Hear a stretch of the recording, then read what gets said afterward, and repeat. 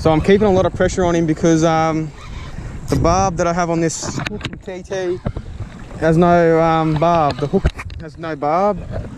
So that's why I'm trying to keep as much pressure on him as I possibly can. Well, I don't know what it is yet. So I think I'm about to figure that out.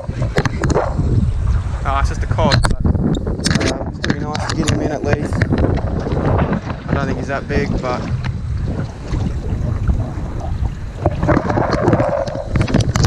alright, cod. There we go. Alright.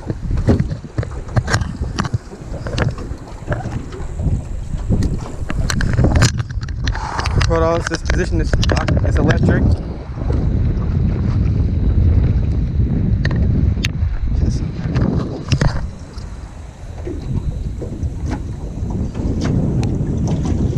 So like I've said many a times, or like I was saying before there, I've tried this spot, plenty of times to come up with nothing. And then you try it today on a going out tide, rough as guts. You wouldn't think you'd get anything. Look what he's just thrown up. Ooh, So he just threw up some crab. Doesn't smell very nice at all. Ooh. That's actually a solid cod. Got to be happy with that. I'll just get a measure on him. So he's going home. If he's legal, which I think he's legal. Too much of a genius to work that out.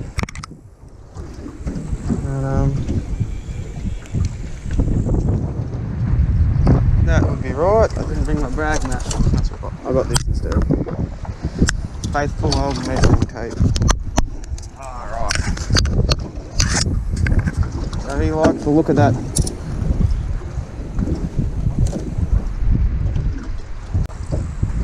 .44. Not a monster.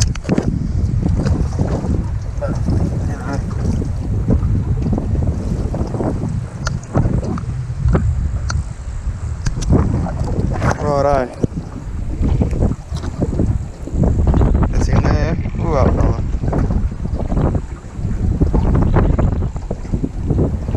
So, nice cod. Righto, thank you.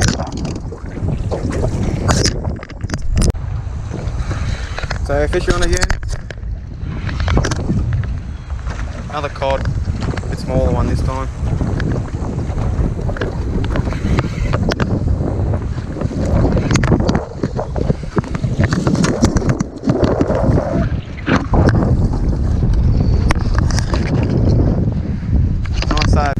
Little fella this time, but fish is a fish.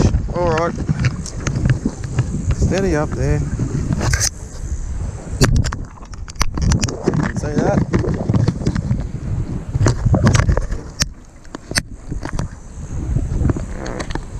And he's gone. Right, that was fun. Hi guys, welcome to Four Rivers Fishing. Today we're going to do a rod and reel arsenal. It's going to be just two of my favourite rods that I like to use, and that you'll probably end up seeing in nearly every video. There's two rods that I generally like to use for fishing. One of them being a spin and one of them being a bait caster. Now I guess there's kind of two reasons there's not two bait casters down there instead of one, or there's not two spin down there instead of one. Is, to me, spin have their place and bait caster have their place. For example, for using your heavier hard bodies and bigger hard bodies, anywhere from about 70mm up, and for plastics 4" and up, anything over those two marks, I like to use bait caster. The reason for that is I think you can get more action into both of them than what you can a spin. And even if you were to have a heavier spin rod, I still reckon that the bait cast puts more action into your hard bodies especially. I use my spin rod that I use is a Samaki Zing Extreme, 7 foot, 10 to 6 pound, 6 to 10 pounds, sorry. Yeah. So they got EVA grips, a cork bit on the end there, and it's a split butt.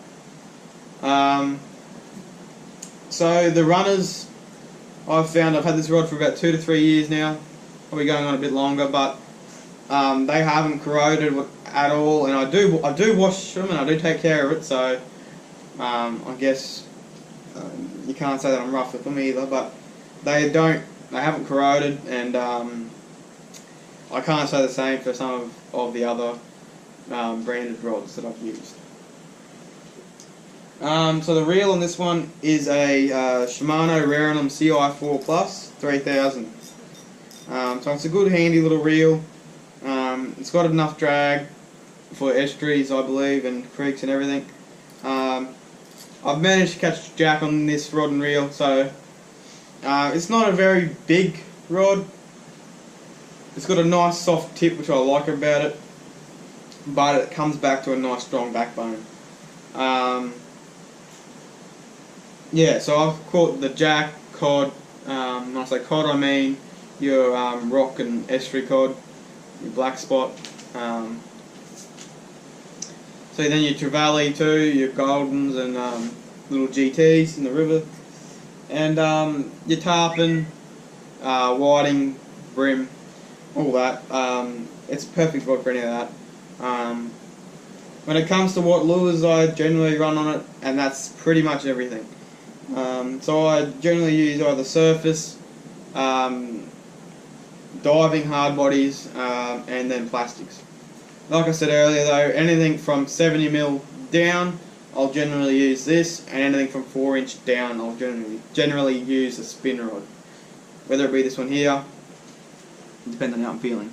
But generally I will use this rod and reel, as you've probably seen in most of my videos. So I'm going to move on to the bait caster now. And it's quite a new setup for me. I've had the reel for quite a while, and I've had the rod for a matter of weeks. But what I've used of this rod I do like, and that's the Samaki C12 Gen 2.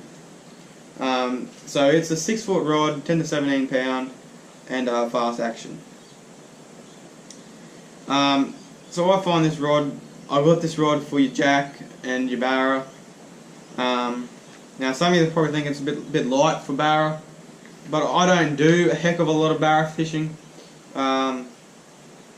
so it's not something that I'm going to be using every day for barra. I mean, if it was, I'd probably get a heavier rod, but as it is right now, I think it's a good rod for what I'm chasing.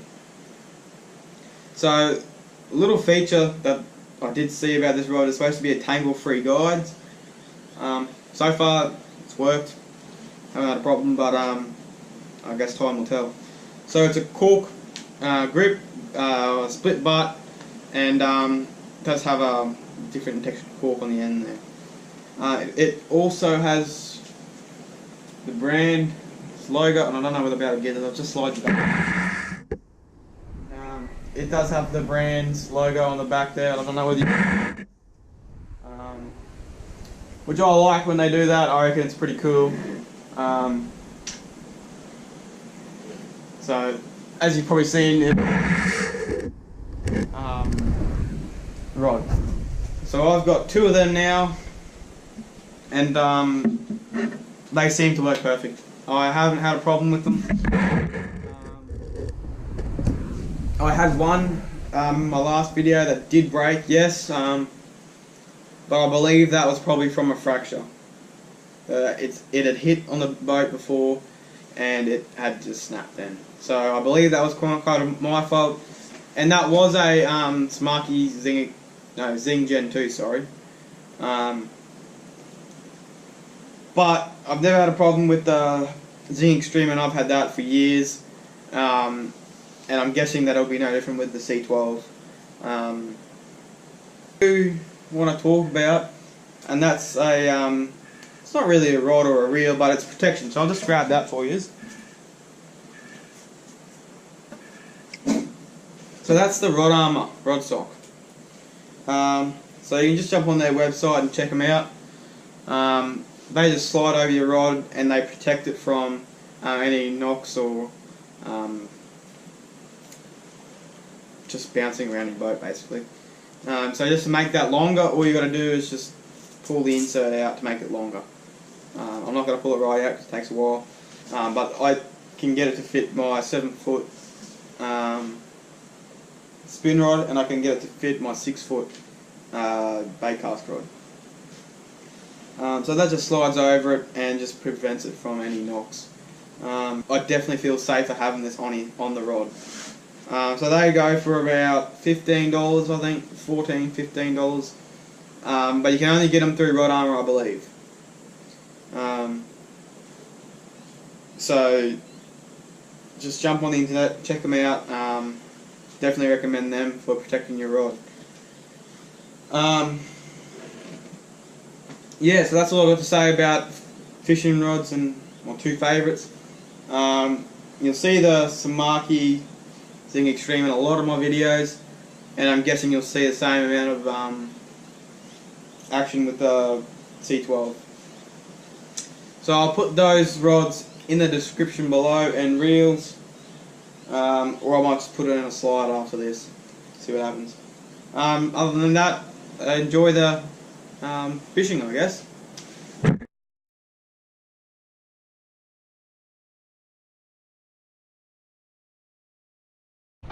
Alright guys, come down for a bit of an Arvo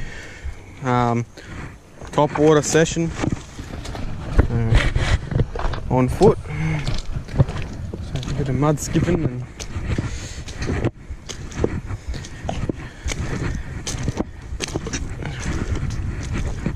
deep mud as you can see. Look at that. Nice. So I'm hoping to get some top water on video, especially the hookups. I've only got 13% battery on the camera, so I don't know how much this will see, but we'll see what happens. So I'm just using the Bass Day sugar pen. Oh, I'm not sure what size it is, but that's what size it is, that's what colour. So as you can see, I'm out on some rocks, and they're really freaking slippery. So I could go arse up here, but if I play me cards right, I shouldn't. Like that, nearly went arse up. Alright. That's sitting there pretty good. Alright, so my surface did work, but not really on what I wanted, obviously, but yeah, it did work. There's a sugar pen sitting in his gob. But yeah, we gotta look at him.